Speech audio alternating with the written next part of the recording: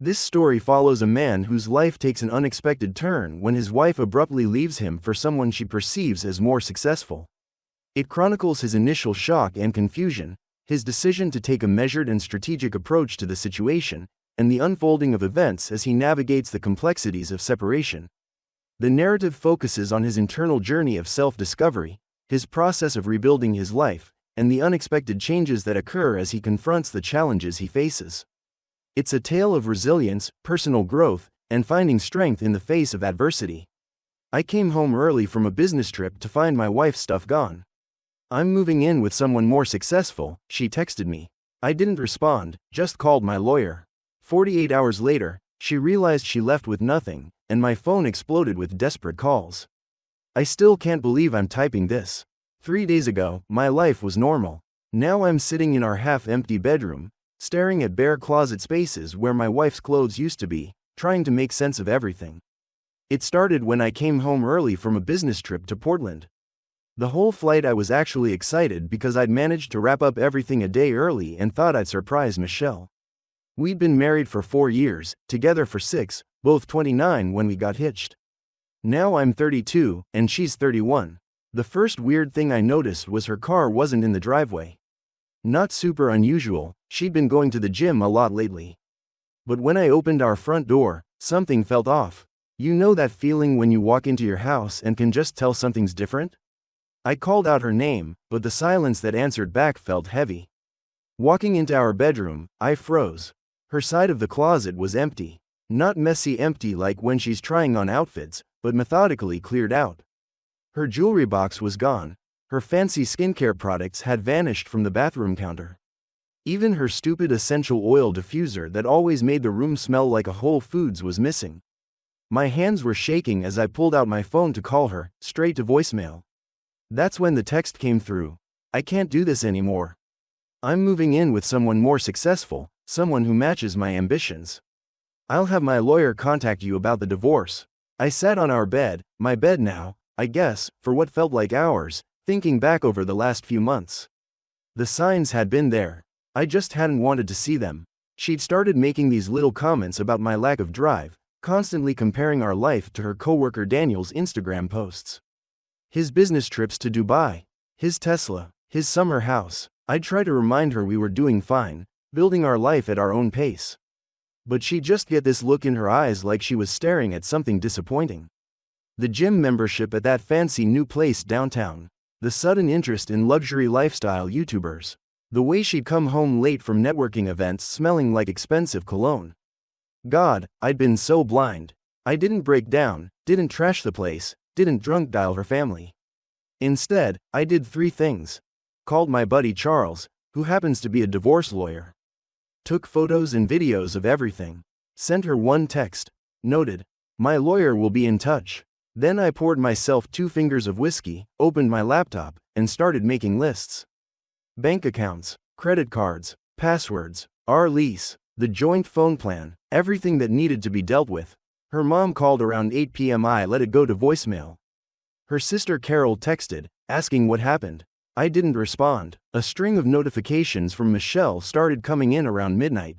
Apparently, my lack of emotional breakdown wasn't the reaction she'd expected. William, please talk to me. You're being cold. I deserve better than this silent treatment. Daniel says you're being manipulative by not responding. I turned off notifications and kept working. By 3 a.m., I had a clear picture of our finances and a solid to-do list for tomorrow. The apartment lease is in my name. The utilities, too. She left her name on all our joint accounts though, rookie mistake. It's weird. I always thought if something like this happened, I'd fall apart. But all I feel is this cold, focused clarity. Like watching a movie where you finally understand the plot twist that was obvious all along. Tomorrow, I meet with Charles to start the divorce proceedings. I've already packed up the few photos of us that were still around, changed the Netflix password, ordered a new keypad for the front door. The funniest part? She left behind all her important documents, birth certificate, passport, social security card, everything. They're in our fireproof safe, which she apparently forgot about in her rush to her new, successful life. I'm sure that's going to be fun for her to deal with. I keep waiting to feel devastated, to break down and cry, to want to beg her to come back. But instead, I just feel ready. Ready to handle whatever comes next. I'll update when there are significant developments. Right now, I need to focus on protecting myself and handling this the right way. Thanks for reading, Reddit. Feels good to get this all out somewhere. Update 1. First, thank you all for the overwhelming support on my last post. The past week has been surreal, and a lot has happened. I promised an update when things developed, so here we go. Remember how I mentioned Michelle left all her important documents behind? That turned out to be just the tip of the iceberg. The day after my last post, I met with Charles, my lawyer friend, at his office. While we were going through everything, Michelle's sister Carol called. I was about to ignore it, but Charles suggested I take it on speaker. Turns out Carol had some interesting things to share. "William, I'm so sorry," she started, her voice shaking. "I should have warned you when I noticed the signs. She did the same thing to her ex before you.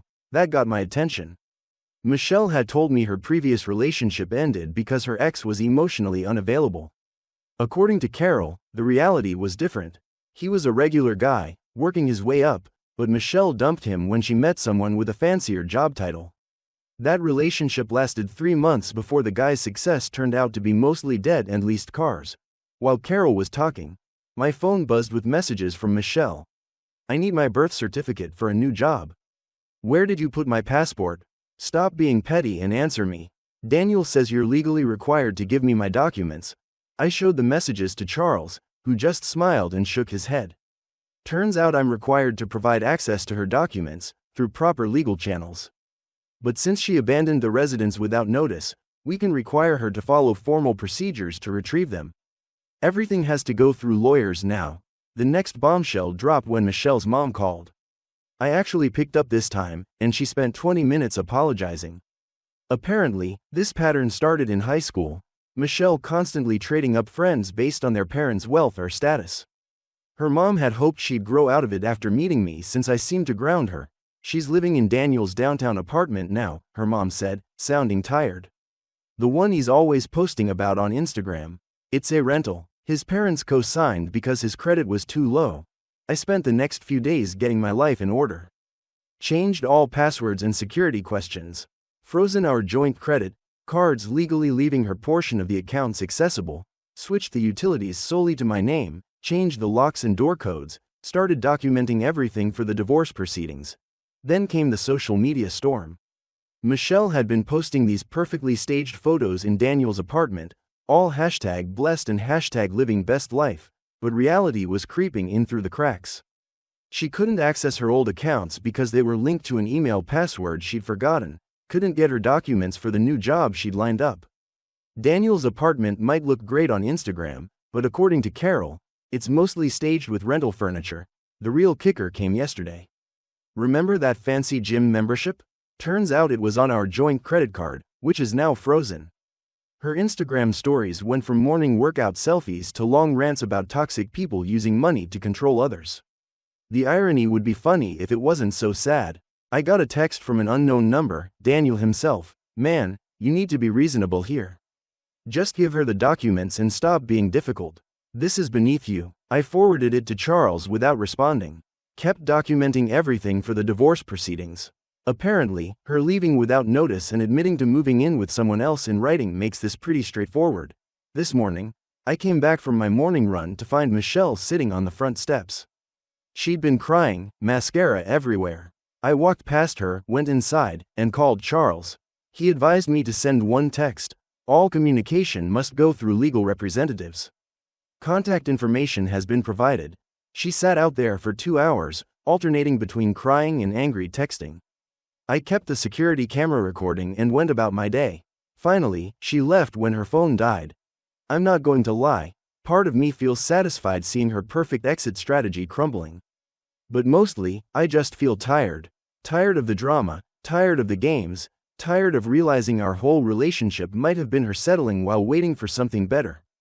That night I ordered takeout, opened a beer, and started packing up the last of her things for when her lawyer eventually contacts me. Found her old journal from when we first started dating. Didn't read it, just added it to the box. Whatever version of her wrote in that journal doesn't exist anymore. If she ever did. Update 2. It's been 2 months since my last update, and wow, what a ride. I've been holding off on posting because I wanted to make sure everything I'm sharing is factual and not just an emotional reaction. Also, frankly, I've been busy living my life. First, the meeting with lawyers happened. It was surreal, sitting across from Michelle in a conference room, watching her try to maintain her upgraded lifestyle image while wearing the same dress I'd seen in her Instagram post 3 times that week. The meeting was mostly straightforward until she demanded immediate access to her documents.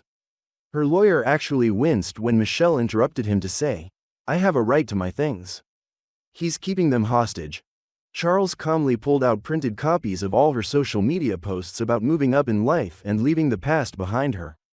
Her documented choice to leave, combined with her public admissions about moving in with Daniel, made everything pretty clear-cut. We set up a supervised exchange of belongings for next week, but here's where it gets interesting. Remember that work project I mentioned in my first post? The one that sent me to Portland? Turns out cutting the trip short to deal with this mess was the best career move I could have made. I ended up handling a crisis that popped up while everyone else was still traveling back. The higher-ups noticed. I'm not going to share too many details, but let's just say my focus and performance during all this personal drama impressed the right people. Got a promotion last week. Nothing crazy, I'm not suddenly driving a Tesla or buying a penthouse, just a solid step up with better benefits and some actual work-life balance. The gym membership I started to clear my head? Turns out I actually enjoy it. Down 15 pounds and finally learned how to do a proper deadlift. My trainer, Matthew, has become a good friend. He's the one who introduced me to my current girlfriend, Donna. Yeah, you read that right. Wasn't looking for anything, but sometimes life has other plans. She's a pediatric nurse who loves horror movies and makes terrible puns. We're taking things slow, but it's nice being with someone who gets excited about small wins and doesn't measure success by Instagram followers. Meanwhile, Michelle's perfect new life isn't looking so perfect anymore. Her sister Carol, who's still checking in on me occasionally, filled me in on some details. Daniel's amazing career trajectory hit a snag when his company started layoffs. His luxury apartment rent is 3 months behind. That financed Tesla? Repossessed last week. The fancy restaurants and clubs?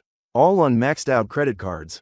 Michelle's been trying to get a new job, but it's hard without easy access to her documents. Yes, we're processing everything legally, but these things take time. Every application needs proof of identity and right to work. Her temporary solutions keep hitting walls. Her social media tells an interesting story. The post photos in expensive restaurants have been replaced with authentic living posts about making coffee at home. Her captions switched from blessed to long rants about learning who true friends are. The turning point came last Tuesday. I was having lunch with Donna at this little sandwich place downtown when Michelle walked in with a friend. She froze when she saw us, then spent the next 20 minutes very obviously trying to eavesdrop while pretending to study the menu. I kept eating my sandwich and telling Donna about the weird dream I had about my cat learning to talk. I don't even have a cat, just normal, comfortable conversation. Michelle finally left without ordering anything, but not before I caught her staring at Donna's natural, happy laugh with this look of total confusion. Later that night, the text started, "I can't believe you moved on so fast. Who even is she? We need to talk about us." I made a mistake. I didn't respond, just forwarded them to Charles and went back to watching a movie with Donna. This morning, Michelle showed up at my workplace. She'd clearly been crying, mascara everywhere, clutching a Starbucks cup like a life preserver. Security didn't let her up, but she waited in the lobby for 2 hours. I took the back exit and went to lunch. Her mom called me later. She's talking about moving back home. Says the city life isn't what she expected. Daniel's not who she thought he was. I just said I hope she finds what she's looking for and ended the call. Here's the thing. I don't feel vengeful or bitter anymore. I'm just living, going to work, hitting the gym, enjoying quiet evenings with Donna, trying new recipes, rediscovering old hobbies. My life isn't Instagram perfect, but it's real. And that feels pretty good. Update. Just got word the document exchange is scheduled for next week. I'll update if anything significant happens, but honestly, this might be my last post, time to focus on the future. Final update. I wasn't planning to post again, but after what happened at the document exchange yesterday, I need to get this off my chest. Buckle up, because this is one hell of a finale. The exchange was scheduled for 2 p.m. at Charles's office. I arrived early with a neatly packed box of Michelle's remaining belongings and all her documents. Donna offered to come for support, but I told her to skip the drama and meet me for dinner instead. At 2:15, Michelle stormed in without her lawyer. Daniel trailed behind her, trying to look important in a wrinkled suit that still had the rental tags partially visible under the collar. Charles immediately called Michelle's lawyer, who said he was unaware of any meeting today. Red flag number 1. Just give me my stuff, Michelle snapped, reaching for the box. Charles smoothly intercepted, explaining we needed her lawyer present. That's when she lost it. You think you're so smart, don't you? She was almost screaming. Playing these little games while I'm trying to rebuild my life. Did you enjoy watching me struggle? Was this your plan all along? I kept my voice level. No plan, just consequences. Daniel stepped forward, puffing up his chest. You're just jealous because she upgraded. Some of us actually have ambition. That's why your Tesla got repossessed. The words slipped out before I could stop them. Probably shouldn't have said that, but hey, I'm human. Michelle's face went red. At least he has goals. All you ever cared about was your stupid, boring life. Daniel shows me off, takes me places. He's not ashamed to post about our love. How's he paying for those posts now? I asked quietly. Daniel lunged forward. Charles's assistant had already called security, and they arrived just as Daniel was trying to explain how his temporary cash flow issue wasn't relevant. While security was escorting them out, Michelle switched tactics. Suddenly, she was crying, mascara running. William, please, I made a mistake. I miss our life. I miss you. Daniel's apartment is being foreclosed. I have nowhere to go. Should have thought about that before moving in with someone more successful, I replied, quoting her text from 3 months ago. She exploded again. You heartless bastard, I gave you the best years of my life. I could have had anyone, but I settled for you. That's why I'm letting you go, I said. So you don't have to settle anymore. Security finally managed to get them out. Through the glass doors, I could see them arguing in the parking lot, Daniel gesturing wildly, his rental suit getting more wrinkled by the second. Michelle alternating between screaming at him and trying to get back into the building. Later that evening, the texts started flooding in. You've changed. You're not the man I married. That nurse has ruined you. My mother says you're being cruel. Daniel says this is financial abuse. I'm going to tell everyone what you did to me. I forwarded them all to Charles without responding. Then I turned off my phone and went to meet Donna for dinner. She could tell something was up, but instead of pushing, she just squeezed my hand and started telling me about the ridiculous thing her cat did that morning. Around midnight, Carol called. Apparently, Michelle and Daniel had a massive fight outside his apartment. His credit cards were all declined at some fancy restaurant, and she had to call their parents for money to get home. The luxury apartment is being emptied by creditors, all that designer furniture leased and now being repossessed. She's moving back in with mom and dad. Carol said Daniel's ex-wife apparently contacted her about his pattern of dating women while separated but not divorced. Michelle didn't even know he was still legally married. This morning, I woke up to 47 missed calls and a novel's worth of texts. Michelle had gone full social media meltdown, posting screenshots of our old conversations, photos from our wedding, long rants about toxic positivity and emotional manipulation. Her mom finally took her phone away. Charles called an hour ago. The divorce papers are ready. Given Michelle's documented abandonment and the public nature of her actions, it's pretty straightforward. I'll likely keep the apartment and most of our joint assets. Her documents will be transferred through proper legal channels next week. You know what's funny? 3 months ago, this would have destroyed me. Now, I'm just relieved it's ending. Last night, lying in bed, Donna asked me if I regret any of it. Just one thing, I told her. I regret not valuing myself enough to see the red flags sooner. She kissed my forehead and said, well, at least you're seeing in color now. That's really it, isn't it? I'm seeing everything more clearly. Life isn't about Instagram posts or status symbols. It's about genuine connections, self-respect, and being real with yourself and others. Donna and I are talking about getting a place together once the divorce is final. Something modest, but ours. She wants to get a cat. I'm thinking maybe 2, they can keep each other company when we're not home. This is my last update for real this time. Thanks for following this crazy journey. Special thanks to everyone who sent support and advice. You helped me stay strong when I needed it most. Outro. My life completely imploded when I came home early from a business trip. My wife, Michelle, was gone. She'd texted me that she was leaving me for someone more successful. It was like a punch to the gut.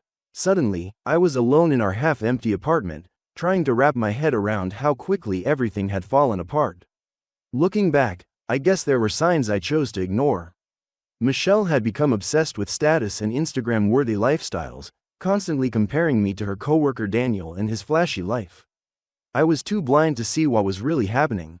Instead of losing it, I went into survival mode. I called my lawyer, documented everything, and started getting my affairs in order. It was weird, but I felt this strange clarity, like I was finally seeing the truth.